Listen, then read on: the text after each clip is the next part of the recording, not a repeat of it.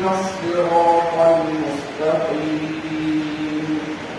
صراط الذين أنعمت عليهم غير المغضوب عليهم ولا الضالين.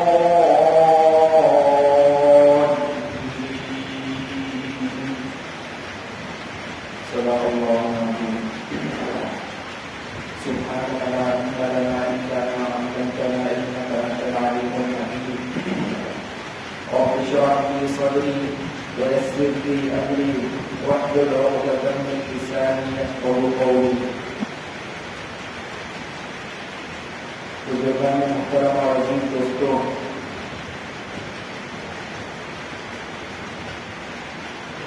گزشتہ ہفتوں میں ہماری بات چل رہی تھی کہ قرآن کریم کو تیسرے دور میں کس طرح سے جمع کیا گیا. حضرت عثمان رضی اللہ عنہ کے دور خلافت میں قرآن کریم کو لکھا گیا، 2 لکڑیوں کے درمیان لکھا گیا، یعنی ایک جلد کی شکل میں لکھا گیا، اور جو لکھا گیا تھا اس میں نقطے بھی نہیں لگائے گئے تھے اور اعراب بھی نہیں تھے، یعنی زبر پیش تنوین تشدید حرکات جس کو کہتے ہیں یہ قرآن کریم میں نہیں لگائے گئے، اور یہ اس وجہ سے نہیں لگائی گئی تھی کہ قرآن کریم کو جو لکھا گیا تھا اس میں 7 قراءتوں کو جمع کر دیا گیا تھا، 7 احرف کو جمع کر دیا گیا تھا کہ قرآن کریم میں ہر قسم کا اختلاف آ جائے جو نبی کریم صلی اللہ علیہ وسلم نے صحابہ کرام رضی اللہ علیہ وسلم کو پڑھایا تھا. اب اسلام حضرت عثمان کے دور خلافت میں دور دور تک پہنچ چکا تھا. حضرت عثمان نے اس قرآن کریم کے ساتھ اس سے 7 بڑے بڑے اسلامی شہروں میں روانہ کیے اور ساتھ میں ان کو پڑھانے والے بھی روانہ کیے، اور اس قرآن کریم کو تعلیم و تعلم کے لیے یعنی پڑھنے اور پڑھانے کے لیے لکھا گیا تھا، ورنہ ابھی تک قرآن کریم کے پڑھنے اور پڑھانے کا تعلق روایتاً تھا،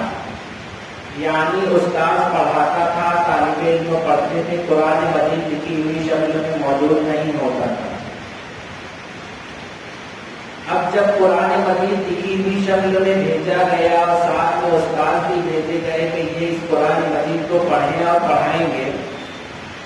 تو قرآن مجید میں اس زمانے میں حرکات اور سکنات یعنی زبر زیر پیش اور نقطے نہ ہونے کی وجہ سے استاد کے ذریعے سے ہی قرآن مجید پڑھا جا سکتا تھا. اس کے علاوہ کوئی قرآن مجید پڑھنا چاہے خود سے تو اگر وہ اہل عرب ہے یعنی عربی زبان کا اچھی سے جاننے والا ہے تو وہ آرام سے اور سہولت کے ساتھ قرآن مجید کی تلاوت کر لیا کرتا تھا. اور جو عجمی ہیں یعنی غیر عرب یا وہ لوگ جن کو عربی اچھی طرح سے نہیں آتی تھی وہ قرآن مجید کی دیکھ کر تلاوت نہیں کر سکتے تھے. تو اس زمانے میں یہ خیال آیا کہ قرآن مجید کو پڑھنے والوں کے لیے یعنی دیکھ کر پڑھنا جو چاہیں ان لوگوں کے لیے آسانی پیدا کرنے کے لیے قرآن مجید میں نقطے لگائے گئے. قرآن مجید میں نقطے لگائے گئے. عربی زبان میں نقطے لگانے کا معمول پہلے سے رائج تھا، مگر وہ لوگ نقطے کہیں کہیں لگاتے تھے جہاں اس بات کا اندیشہ ہو کہ پڑھنے والا سمجھ نہیں سکے گا کہ یہاں کون سا حرف ہے. صرف ان جگہوں پر نقطے لگانے پر اکتفا کرتے تھے اور تیسری جگہ نقطے نہیں لگاتے تھے. اس لیے قرآن مجید کے اوپر جب نقطے لگانے کا کام آیا تو قرآن مجید کو سامنے رکھا گیا، اور اس زمانے میں اس کی ابتدا سب سے پہلے مشہور تابعی ابو الاسود دویلی رحمۃ اللہ علیہ انہوں نے اس کام کا آغاز کیا کہ قرآن مجید میں نقطے لگائے گئے. ورنہ عرب میں قرآن مجید میں زیادہ نقطے لگانا یعنی ہر حرف میں نقطے لگانا یہ معیوب سمجھا جاتا ہے. مؤلف مدائنی نے لکھا ہے اپنی کتاب میں کہ کہ عرب میں ایک ادیب کا قول نقل کیا ہے کہ اگر کسی خط میں یا کسی چیز میں زیادہ نقطے لگا دیے جائے، عرب میں معمول تھا تھوڑے نقطے جہاں ضرورت ہو ہے، اگر زیادہ نقطے لگا دیے جائے تو یہ پڑھنے والوں سے ایک قسم کی بدگمانی ہوتی ہے، یعنی یہ ایک قسم کا اشارہ ہوتا ہے لکھنے والے کا پڑھنے والے کی طرف کہ تجھے پڑھتے نہیں آتا، اس لیے بس سب نقطے لگا کر دیکھ رہا ہوں۔ اس لیے عرب میں تو معمول نہیں تھا، مگر جب قرآن مجید صرف عربی لوگوں کے لیے نازل نہیں ہوا، تمام کائنات کے لیے اور پوری عالم دنیا کے لیے، عالم انسانیت کے لیے نازل ہوا، تو ضرورت پڑی کہ اس کے اوپر اعراب نقطے لگا دیے جائیں۔ تو یہ کام سب سے پہلے مشہور راوی ابو الاسود دؤیلی رحمۃ اللہ علیہ نے شروع کیا۔ روایت میں ملتا ہے کہ اس کام کا آغاز انہوں نے کیا تھا، اور انہوں نے اس کام کا آغاز کس کے کہنے پر کیا تھا، اس میں مختلف باتیں ملتی ہیں۔ ابو الاسود دؤیلی یہ مشہور عربی داں تھے، عربی کے بہت ماہر تھے، انہوں نے ہی نحو و صرف وغیرہ کے قواعد بھی جمع کیے، اور یہ حضرت علی کے خاص شاگردوں میں سے تھے۔ تو بعض روایات میں آتا ہے کہ یہ حضرت علی کے کہنے پر انہوں نے کام کیا، اور بعض روایات میں آتا ہے کہ نہیں، یہ حضرت علی کے زمانے خلافت میں نہیں ہوا، بلکہ بعد میں بصرہ کے حاکم زیاد بن ابی سفیان کے کہنے پر انہوں نے یہ نقطے لگائے، اور بعض روایات میں آتا ہے کہ یہ عبد الملک بن مروان اس کے کہنے پر لگائے۔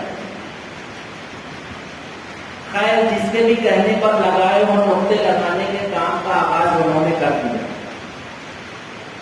مگر یہ قرآن مجید میں نقطے لگانا کافی نہیں ہے، کیونکہ قرآن مجید میں جیسا کہ آپ کو پہلے ہی ہے کہ ایک ایک حرف، ایک ایک جو جملہ ہوتا ہے وہ کئی طریقے سے پڑھا جاتا ہے۔ جیسے سورہ حجرات کا ایک آیت ہے، یا ایھا الذین آمنوا ان جاءکم فاسق بنبأ فتبینوا، اس کو دوسری روایت میں فتبینوا کی جگہ فتثبتوا پڑھا جاتا ہے، جو نبی کریم صلی اللہ علیہ وسلم نے ہی پڑھا ہے۔ تو اب ایک ہی جملہ اگر لکھا ہو تو اس کو فتبینوا اور فتثبتوا ایک ساتھ نہیں لکھ سکتے، تو ان کو جو قرأت پڑھائی گئی تھی، انہوں نے اپنے استاد سے جو قرأت پڑھی تھی اس کے مطابق انہوں نے نقطے لگانے کا کام کیا، اور نقطے لگانے کے ساتھ ساتھ اعراب بھی لگانے کا کام شروع کیا، یعنی زبر زیر پیش۔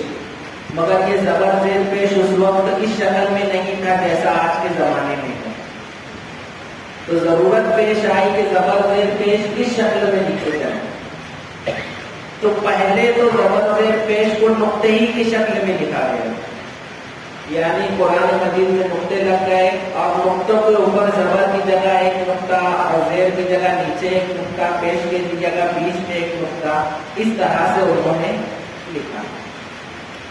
اور اس کے بعد حجاج ابن یوسف کے زمانے میں حجاج ابن یوسف نے حضرت حسن بصری، یحییٰ ابن یعمر اور نصر بن عاصم لیثی، یہ تین کبار تابعین کو جمع کیا، اور ان سے دوبارہ قرآن مجید نقطوں اور اعراب کے ساتھ، حرکات کے ساتھ لکھنے کی درخواست کی، اور ان تین حضرات نے بیٹھ کر پھر قرآن مجید کو اثر نو اعراب اور نقطوں کے ساتھ لکھا، اور انہوں نے اعراب کی شکلیں ایجاد کی کہ پیش کے لیے اس طرح سے لکھا جائے گا، زبر کے لیے سیدھی لکیر اوپر ہوگی، زیر کے لیے نیچے ہوگی، اور جزموں کی نشانی گول ہوگی، تشدید کے لیے اس طرح لکھا جائے گا، تنوین اس طرح لکھی جائے گی۔ یہ سب انہوں نے اپنے طور سے دیکھا، سمجھا، اور پھر قرآن مجید میں لکھا۔ تو قرآن مجید کو اس طرح سے لکھنا ایک خاص قرأت کے سلسلے میں ہوا، اور پھر نبی کریم صلی اللہ علیہ وسلم کے زمانے کے بعد حضرت عثمان کا زمانہ، حضرت علی کا زمانہ، اور زمانہ آگے بڑھتا گیا، تو ہر جگہ، ہر شہر میں کوئی نہ کوئی بڑا شخص تھا یعنی ہر شہر میں قرآن پڑھانے والا کوئی نہ کوئی ایسا شخص تھا جو سب کے لیے مرجع کا درجہ رکھتا تھا، یعنی لوگ ان کے پاس ہی قرآن پڑھتے تھے اور وہ سب سے بڑے استاد کہلاتے تھے، پورے شہر کے استاد کہلاتے تھے۔ تو انہی اساتذہ کی قرأتوں کو بعد میں جمع کیا گیا، ہر جگہ الگ الگ قرآن تھے، ان کی قرأتوں کو جمع کیا گیا اور ان قرأتوں کو جمع کرنے کے بعد ان قرآن کا نام جمع کیا گیا، جیسے مکہ المکرمہ میں، مدینہ المنورہ میں، جنہیں ہم آج کے زمانے میں یاد کرتے ہیں 17 یعنی 7 قرآن، 7 قاری، جن کی قرأتیں آج کے زمانے میں رائج ہیں۔ ان 10 قرآن ہیں جن کی قرأتیں تواتر کے ساتھ ہم تک پہنچی ہیں، یعنی انہوں نے نبی کریم صلی اللہ علیہ وسلم کے صحابہ اور تابعین سے قرآن کریم پڑھنے کا طریقہ سیکھا اور انہوں نے لوگوں کو سکھایا، اور ان کا طریقہ آج بھی باقی ہے پڑھنے کا، آج کے زمانے تک ان کا قرآن پڑھا جاتا ہے۔ اور بہت سارے دیگر حضرات نے بھی سیکھا تھا قرآن کریم پڑھنا، مگر ان کے شاگرد نہیں رہے، ختم ہو گئے، ان کے پڑھانے کا قرآن کریم طریقہ ختم ہو گیا۔ تو نبی کریم صلی اللہ علیہ وسلم کے صحابہ اور تابعین سے جو سیکھا گیا تھا قرآن مجید پڑھنا، جو 7 حرفوں پر تھا، ہر ایک نے اپنے استاد سے جیسے سیکھا ویسے پڑھایا اپنے شاگردوں کو۔ تو 7 قرآن جو مشہور ہوئے اور پھر 3 مزید قرآن جن کی قرأتیں آج تک موجود ہیں،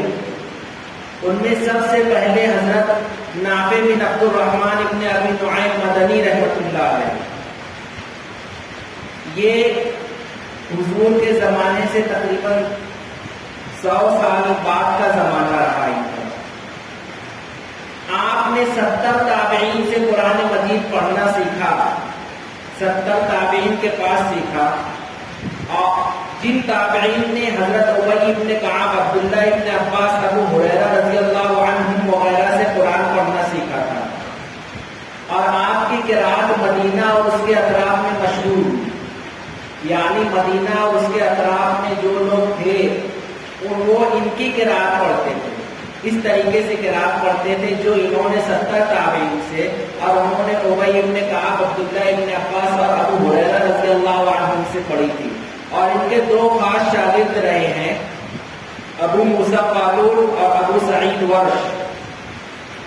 تو امام تو نافع مدنی ہے، اور ان کے 2 راوی ہیں، ان کی قرأت کو امام نافع مدنی کی قرأت کو روایت کرنے والے 2 راوی ہیں، قالون اور ورش، اور یہ مدینے کے تھے، تو مشہور نام ہے نافع مدنی، اور ان کے 2 راوی ہیں قالون اور ورش۔ مکہ المکرمہ میں عبداللہ ابن کثیر مکی رحمۃ اللہ علیہ، آپ نے صحابہ میں سے حضرت انس ابن مالک، حضرت عبداللہ ابن زبیر، حضرت ابو ایوب انصاری کی زیارت کی ہے، اور آپ کی قرأت مکہ المکرمہ میں زیادہ مشہور ہوئی، اور آپ کی قرأت کے بھی 2 ہی راوی ہیں، بزی اور قنبل، یہ 2 ان کے خاص شاگرد ہیں جن کے توسط سے ان کی قرأت دنیا میں مشہور ہوئی۔ یہ تو مکہ کے رہنے والے تھے، اور مکہ اور اس کے اطراف میں ان کی قرأت پڑھی جاتی تھی اس زمانے میں۔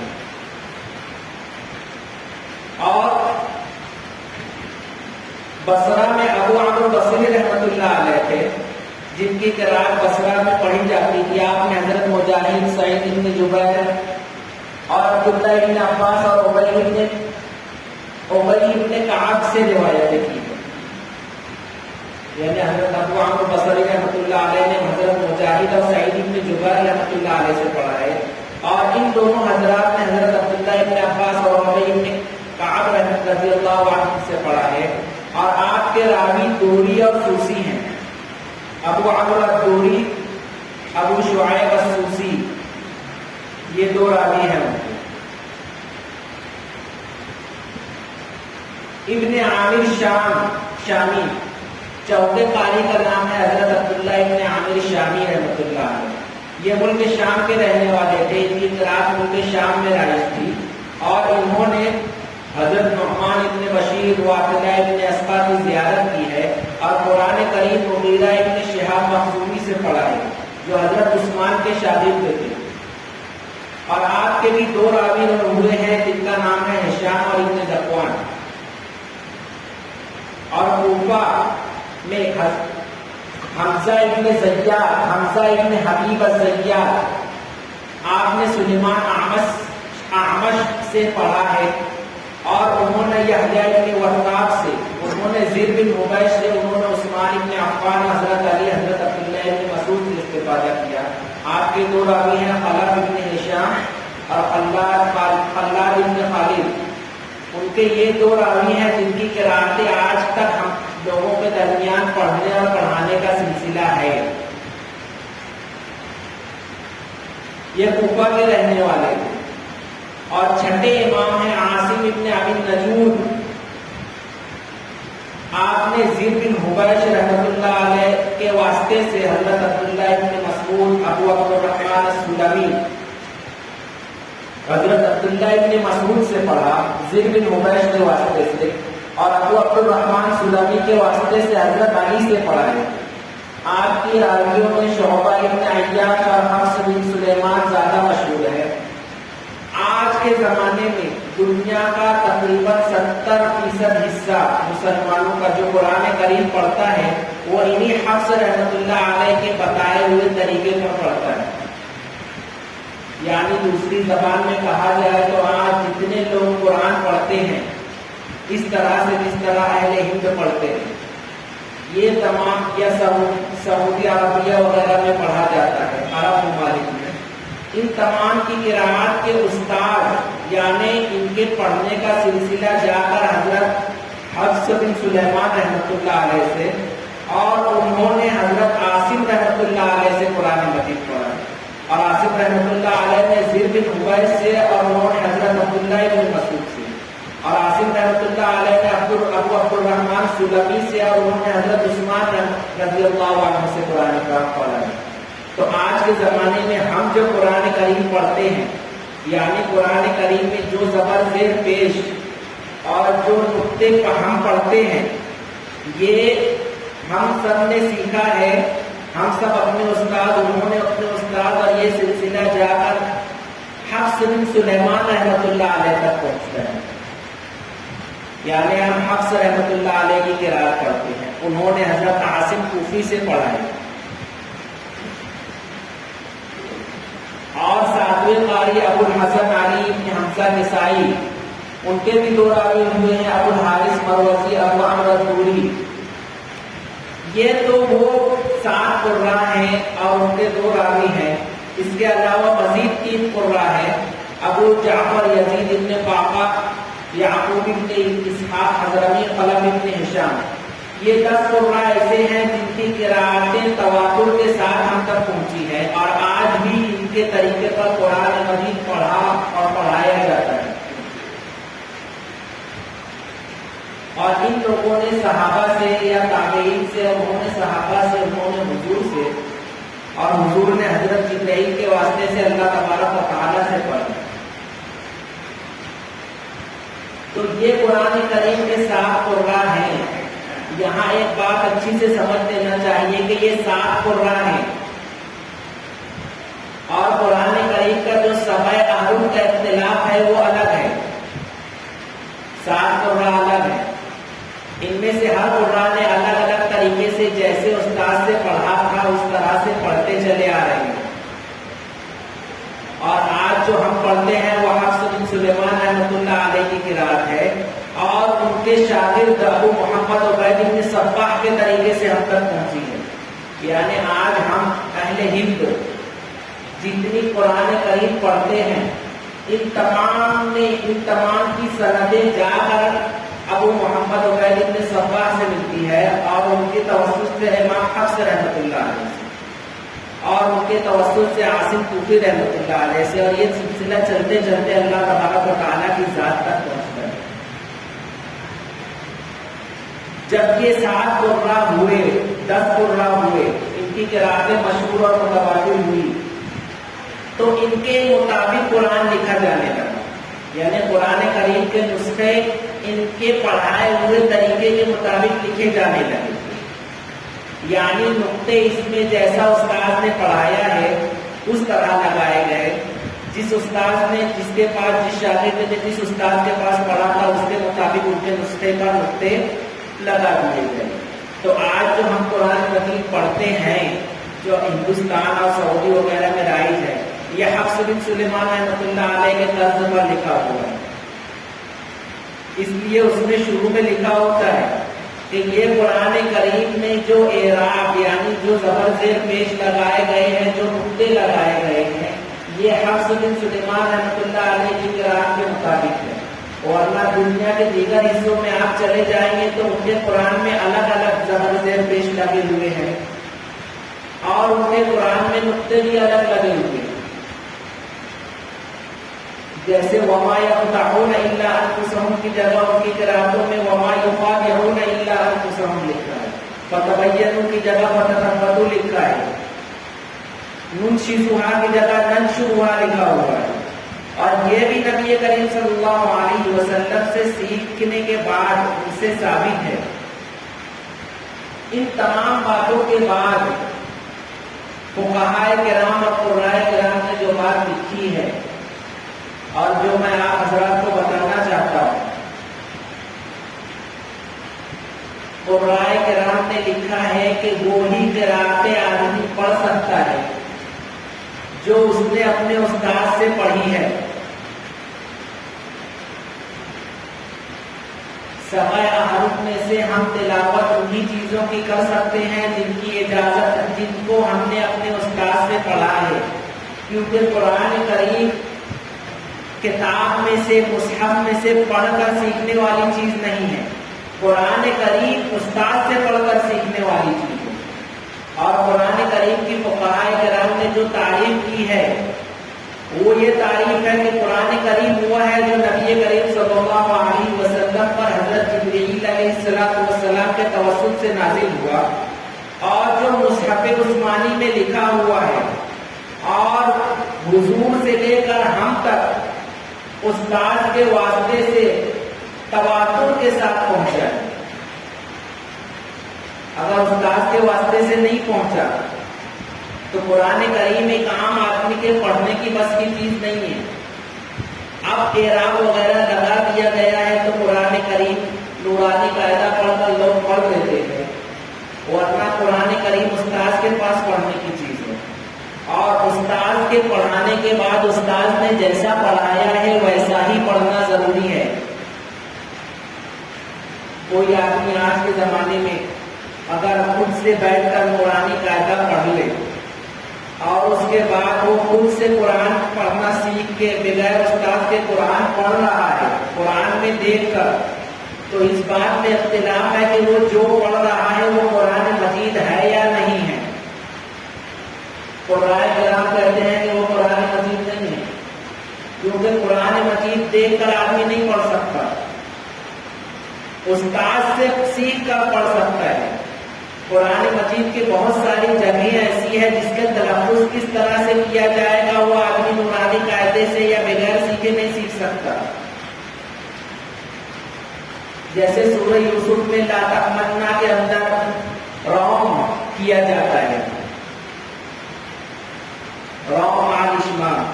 یا آجمی میں تصحیح کی جاتی ہے، یا بسم اللہ مجریہا و مرساہا پڑھا جاتا ہے،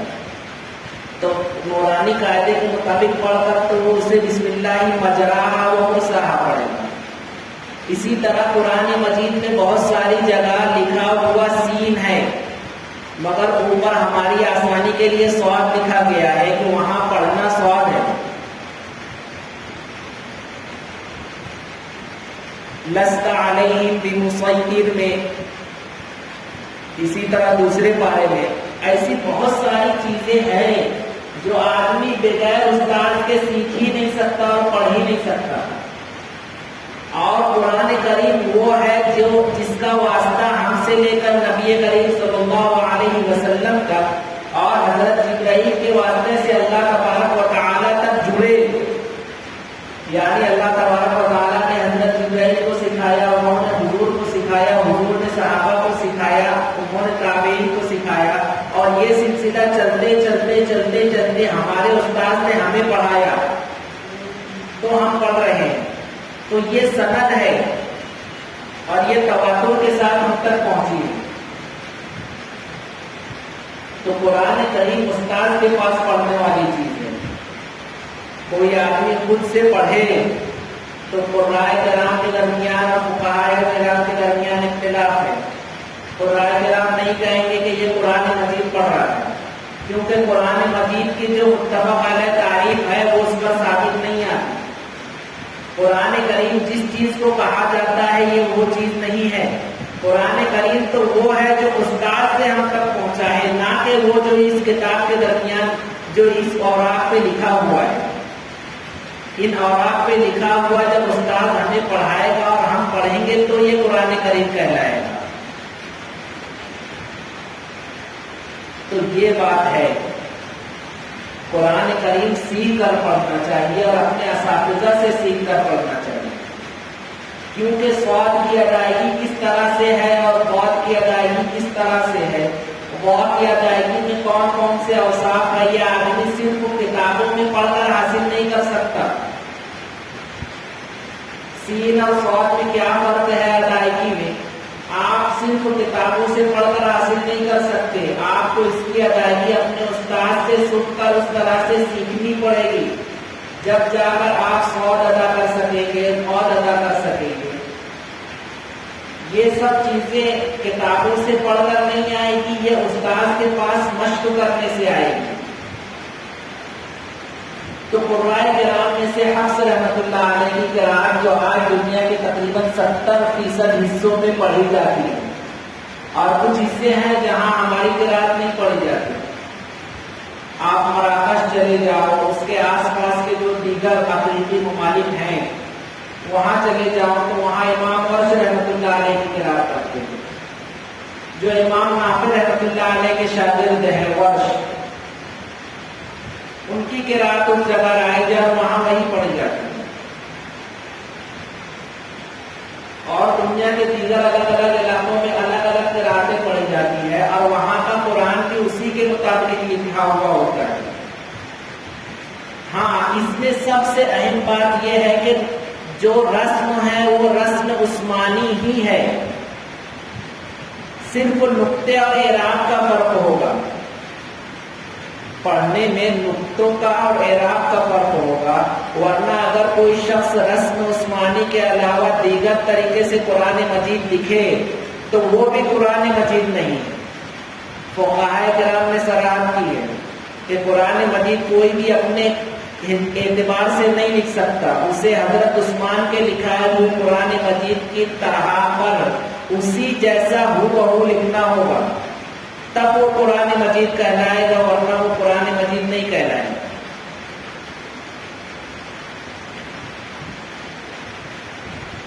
یہ تو ہو گئی قرآن کرام کی بات. اب حضرت عثمان رضی اللہ عنہ کے زمانے میں انہوں نے اپنا قرآن مجید دکھایا تھا، تو دیگر قرآن مجید جو لوگوں نے اپنے اعتبار سے لکھا تھا اسے مدینہ بلا کر، مدینہ منگوا کر اسے نظر آتش کر دیا تھا، ختم کر دیا تھا کہ اب صرف اسی طرز پر قرآن مجید لکھا اور لکھایا جائے گا. اور وہ قرآن مجید جو حضرت ابو بکر رضی اللہ عنہ نے لکھایا تھا وہ حضرت حفصہ کے پاس محفوظ تھا. صرف وہ ایک ایسا قرآن مجید تھا جو رسم عثمانی کے موافق نہیں تھا، جو الگ سے لکھا ہوا تھا. باقی اس کے بعد پوری دنیا میں جو قرآن مجید لکھا گیا وہ رسم عثمانی کے موافق لکھا گیا. وہ ایک قرآن تھا. تو مروان ابن حکم نے اپنے زمانے میں حضرت حفصہ رضی اللہ عنہ سے درخواست کی کہ آپ یہ قرآن مجید دے دیں، اسے بھی ختم کر دیا جانا چاہیے، کیونکہ پوری دنیا میں پوری امت کے اجماع اور اتفاق سے قرآن مجید اب رائج ہو گیا ہے.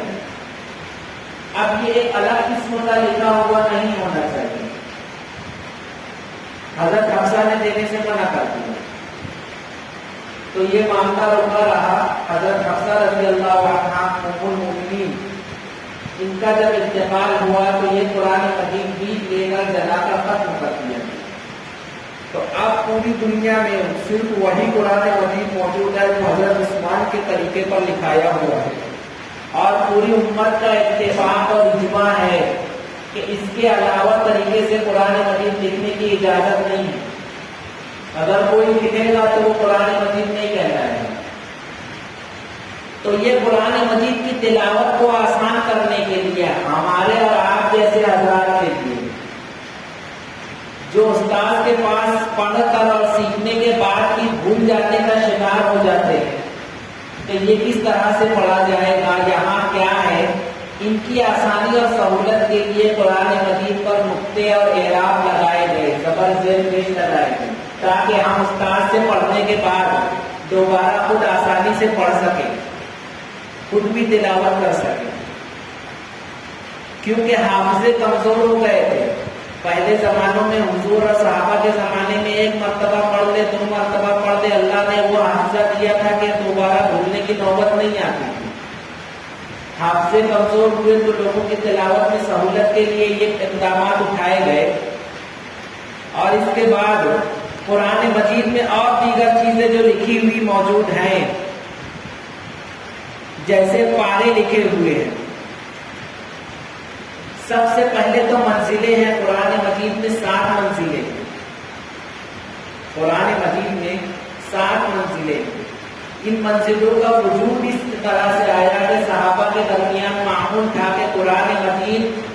7 دنوں میں ختم کر دیا کرتے تھے، تو انہوں نے اپنے اعتبار سے قرآن مجید کو کچھ حصوں میں تقسیم کر رکھا تھا کہ ایک دن اتنا پڑھنا ہے، دوسرے دن اتنا پڑھنا ہے، تیسرے دن اتنا پڑھنا ہے، چوتھے دن اتنا پڑھنا ہے۔ تو وہ جو کہلایا وہ منزلیں یا حزب، یہ صحابہ کرام رضی اللہ عنہ کے زمانے سے ہے۔ پھر اس کے بعد ہمارے زمانے میں اسے قرآن مجید میں لکھ دیا گیا۔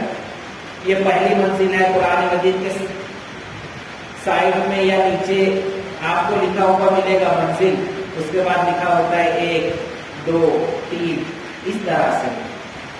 تو قرآن مجید 7 منزلوں میں ہے۔ پہلی منزل سورہ فاتحہ سے شروع ہو کر سورہ نساء ختم ہوتی ہے، وہاں ختم ہو جاتی ہے۔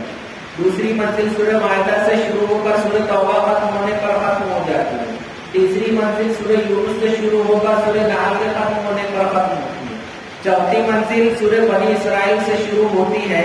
اور وہاں سے سورہ شعراء سے پہلے سورہ فرقان کے ختم ہونے پر ختم ہوتی ہے۔ پانچویں منزل سورہ فرقان سے شروع ہوتی ہے اور یہ سورہ یاسین پر ختم ہوتی ہے۔ چھٹی منزل سورہ صافات سے شروع ہو کر سورہ حجرات ختم ہونے پر ختم ہوتی ہے، اور 7ویں منزل سورہ قاف سے شروع ہو کر قرآن ختم ہونے پر ختم ہوتی ہے۔ یہ 7 منزلیں ہیں جو صحابہ کے زمانے سے رائج ہے۔ اب جب صحابہ کے زمانے میں قرآن مجید لکھا گیا تو اس بات کو مکروہ سمجھا جاتا تھا کہ قرآن مجید میں قرآن کے علاوہ دیگر چیزیں لکھی جائیں۔ قرآن کے علاوہ دیگر چیزیں لکھنا مکروہ سمجھا جاتا تھا۔ بعض صحابہ اسے ناپسندیدہ قرار دیتے تھے، ورنہ جس طرح سے حضور 5 آیتیں سکھایا کرتے تھے تو ان لوگوں نے اپنے اعتبار سے لکھنا شروع کر دیا تھا۔ ہر 5 آیت پہ خمس یا خا کی نشانی، خا کی علامت یہ لکھ دیا کرتے تھے۔ یہ اشارہ تھا کہ اتنا ایک ساتھ حضور نے سکھایا تھا، یا ہم پڑھیں گے یا ہم پڑھائیں گے۔ لوگوں نے اس طرح سے لکھا تھا، مگر یہ صحابہ کے دور میں اسے مکروہ سمجھا جاتا تھا کہ کوئی بھی چیز جو قرآن کا حصہ نہیں ہے، قرآن میں صرف قرآن لکھا ہونا چاہیے، دیگر چیزیں نہیں۔ مگر زمانہ بدلی ہوا، لوگوں کے سہولت کے لیے منزلیں ڈالنی شروع کر دی۔ پھر قرآن مجید میں رکوعات ڈالنے کا سلسلہ شروع ہوا۔ رکوعات مشائخ بخارا نے لکھا ہے کہ قرآن مجید میں 540 رکوعات ہے، اور بعض لوگوں نے شمار کیا ہے، وہ کہتے ہیں کہ 558 اور کوئی 567 رکوعات بتاتے ہیں۔ مشائخ بخارا نے لکھا ہے، فتاوی انڈیا میں موجود ہے، کہ قرآن مجید کی یہ تقسیم اس طرح سے کی گئی ہے کہ ایک مضمون کہاں سے شروع ہوا اور کہاں ختم ہوا علامت کے طور پر لکھ دیا گیا کہ یہاں بات ختم ہو گئی ہے، یہاں آپ رکوع کر سکتے ہیں، یہاں سے دوسرا مضمون شروع ہو رہا ہے۔ تو قرآن کریم میں 240 رکوعات ہیں، اس طرح سے کہ اگر رمضان میں تراویح میں ہر رکعت میں ایک رکوع پڑھا جائے گا تو 27ویں شب کے 20ویں رکعت میں قرآن مجید ختم ہو جائے گا۔ اس طرح سے قرآن کریم کو رکوعات میں تقسیم کیا گیا۔ پھر اور نشانیاں ڈالی گئی پاروں کی، جس کے بارے میں وضاحت نہیں ملتی کہ یہ پاروں کی علامت کس نے لگائی ہے، مگر یہ پاروں کی علامت بھی لگائی گئی ہے۔ قرآن کریم جب پڑھنے اور پڑھانے کا سلسلہ مصحف سے شروع ہوا تو اس زمانے میں اسے 30 حصوں میں تقسیم کرنے کا معمول بنا جو آج تک چلا آ رہا ہے۔ اسی طرح قرآن مجید میں پڑھنے اور پڑھانے کی سہولت کے لیے ہم جیسے ادرمیوں کے لیے یہ بات کہاں ختم ہوتی ہے، کہاں سے شروع ہوتی ہے، کہاں وقف کرنا چاہیے، کہاں نہیں کرنا چاہیے، کیونکہ ہم عربی نہیں جانتے، ہم کسی بھی جگہ رک جاتے ہیں جہاں سے بات کا مطلب بدلی ہو جاتا ہے، تو بہت ساری علامتیں وضع کی گئی ہے۔ سب سے پہلے ابو عبداللہ محمد ابن طیب سجاوندی رحمۃ اللہ علیہ نے وضع کی تھی۔ بہت ساری علامت ہیں قرآن مجید کے آخر میں آپ دیکھو گے تو وہاں تفصیل تذکرہ ملے گا کہ کہاں رکنا چاہیے، کہاں نہیں رکنا چاہیے، اور ان سب کا خیال رکھ کے قرآن مجید پڑھنا چاہیے۔ اس طرح سے قرآن مجید کے اندر یہ سب علامتیں ڈالی گئی، اور سعودیہ وغیرہ کا قرآن مجید ہوگا تو اس کے آخر میں وہ لوگ پوری تفصیل سے لکھتے ہیں، اور دنیا کے دیگر علاقوں میں بھی اس بات کا معمول ہے کہ اس میں جتنی چیزیں لکھی گئی ہیں وہ کہاں سے لکھی گئی ہیں اس کا پیچھے حوالہ دیا جاتا ہے کہ قرآن مجید کے علاوہ جو اس میں دیگر چیزیں ہم نے لکھی، حزب، منزل، رکوع یا رکوع جلوس، یہاں پاؤ پارا ہوا، یہاں آدھا پارا ہوا، یہ سب علامتیں کہاں سے لے کر لکھ رہے ہیں، کن لوگوں نے یہ علامتیں بنائی تھی یا کس زمانے میں یہ علامتیں رائج ہوئی، اور اسے کن کتابوں میں لکھا گیا، کن بڑے بڑے علماء کرام نے انہیں اپنے کتابوں میں لکھا، وہ سب کا حوالہ ہوتا ہے۔ اور ساتھ میں یہ بھی لکھا ہوتا ہے کہ یہ قرآن مجید حفص رحمۃ اللہ علیہ کے پڑھائے ہوئے قرآن کی طرز پر لکھا گیا ہے، یعنی دوسرے طرز سے اس کی مقابلہ کرو گے تو وہ الگ لکھا ہوگا۔ تو اس طرح سے قرآن مجید لکھنے کا سلسلہ شروع ہوا، اور دنیا نے قرآن مجید کی وجہ سے دنیا میں بڑے بڑے خطاط آئے جنہوں نے قرآن مجید کو خوبصورتی سے لکھنے کا طریقہ رائج کیا، اور ایک بہت بڑا علمی سرمایہ آج اس شکل میں موجود ہے کہ قرآن کریم ہاتھ سے لکھا ہوا، اور ہاتھ سے شاندار کتابت کے ذریعے سے۔ بعض لوگوں نے سونے اور چاندی کے پانیوں سے بھی قرآن مجید لکھا ہے، جو میوزیموں میں آپ کو مل جائے گا۔ تو اس طرح قرآن مجید لکھنے کا سلسلہ شروع ہوا، اور اس کے بعد سب سے پہلے پریز میں قرآن مجید ہمبرگ کے مقام پر 1113 میں طبع ہوا تھا، یعنی کتابت کی بجائے اب پریز میں چھاپنا شروع کیا گیا قرآن مجید۔ تو پہلا قرآن مجید سن ہجری 1113 میں ہمبرگ کے مقام پر طبع ہوا تھا، جس کا ایک نسخہ دارالکتب المصریہ میں موجود ہے۔ اس کے بعد بہت سارے مستشرقین نے قرآن مجید کو شائع کرا کر چھاپ کر بیچنا چاہا، مگر اہل اسلام نے اسے قبول نہیں کیا۔ مستشرقین یعنی دیگر مذاہب کے لوگ تھے، مگر انہوں نے اسلام اور اسلام کی چیزوں کا مطالعہ کیا۔ ان لوگوں نے اس قرآن کریم کو چھاپ کر لوگوں کے درمیان پھیلانا چاہا، مگر وہ رائج نہیں ہوا۔ سب سے پہلے مولا عثمان نے روس کے شہر سینٹ پیٹرسبرگ میں 1787 میں قرآن کریم کا ایک نسخہ طبع کرایا تھا۔ اسی طرح آزان میں بھی چھاپا گیا تھا۔ 1828 میں ایران کے شہر تہران میں قرآن مجید کو پتھر پر طبع کیا گیا، اور پھر اس کے مطبوعات اس کے دنیا بھر میں عام ہو گئے۔ تو یہ تھا قرآن کریم کا پریس کے ذریعے سے چھاپنا۔ اور اس کی دیگر فوائد کے ساتھ نقصانات یہ بھی ہوئے کہ جب لوگ ہاتھ سے قرآن مجید لکھتے تھے یا لکھواتے تھے تو بہت اہتمام کے ساتھ بہت سنبھال کر محفوظ رکھتے تھے، کیونکہ قرآن مجید لکھنا کوئی آسان کام نہیں تھا، اور لوگ خطاط سے باقاعدہ لکھواتے تھے تو اسے بہت اہتمام کے ساتھ کپڑوں میں لپیٹ کر محفوظ رکھتے تھے، بہت ادب اور احترام کے ساتھ نکال کر پڑھتے تھے۔ پرہیز آیا تو ہر شخص تک قرآن مجید پہنچنے لگا، اور قرآن مجید جب اس میں زیادہ ہونے لگے تو لوگوں نے اس کی اہمیت، اس کی وہ عزت جو اسے ملنی چاہیے تھی یہ لینا ختم کر دیا۔ اب ہر شخص سوچتا ہے کہ یہ قرآن مجید بوسیدہ ہو گیا ہے، اور بوسیدہ اس وجہ سے ہوتا ہے کہ آدمی برابر حفاظت نہیں کرتا، جس سے قرآن مجید بوسیدہ ہو جاتا ہے، نہ اسے جستان میں رکھتا ہے نہ گھر میں اس کا خیال رکھتا ہے، بلکہ وہ تاخوں پر پڑھا رہتا ہے یا اس پر دھولیں پڑتی رہتی ہیں، اور جو شخص کی مرضی جیسے آئے، یعنی لوگوں کو اب ورق پلٹانے کا سلیقہ بھی نہیں رہا کہ کوئی کتاب کا ورق کس طرح سے پلٹایا جاتا ہے، کہ اس کو بالکل اس طرح سے سنبھال کر ایک ورق پر لینا چاہیے اور اس طرح سے اسے پلٹانا چاہیے۔ لوگ ایسے پلٹا لیتے ہیں، اس طرح سے، یہ اس طرح سے ایسے کرتے ہیں، یا تیرا میرا کسی طرح سے بھی یا ہاتھ میں تھوک لگا کر اس طرح سے ورق کو پلٹاتے ہیں۔ یہ قرآن کی بے ادبی اور بے حرمتی میں شمار ہوتا ہے۔ اسی طرح قرآن مجید کو بغیر جستان کے اس طرح پڑھا، اس طرح رکھنا کہ اس پر دھول پڑتی جائے، یہ بھی قرآن مجید کی بے ادبی اور بے حرمتی میں شمار ہوتا ہے، اس سے بچنا چاہیے۔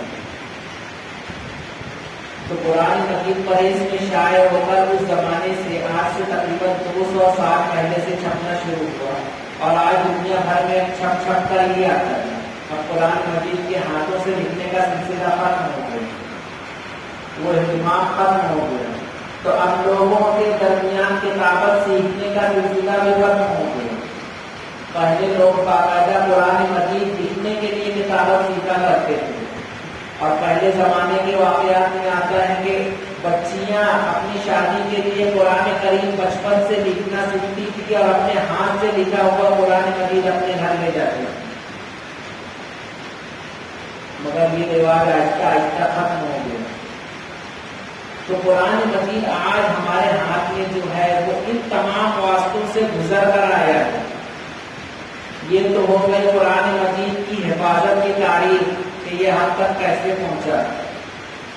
اب انشاءاللہ آئندہ ہفتہ قرآن مجید کے مفسرین کا تذکرہ کریں گے، اور قرآن مجید کی تفسیر کا علم کن کن صحابہ نے خاص طور سے قرآن مجید کے معانی سمجھے، اور اللہ تبارک و تعالیٰ نے انہیں اس کا فہم عطا کیا، اور ان کے جو شاگرد گزرے ہیں جنہیں باقاعدہ قرآن مجید سیکھنے اور سکھانے میں، قرآن مجید کے معنی سیکھنے اور سکھانے میں اپنی عمریں لگا دی، اور مفسرین جنہوں نے بڑی بڑی تفسیر کی کتابیں لکھی، صحابہ اور تابعین کے علم کو اپنی کتابوں میں جمع کیا، ان کا تذکرہ ہوگا انشاءاللہ۔ اور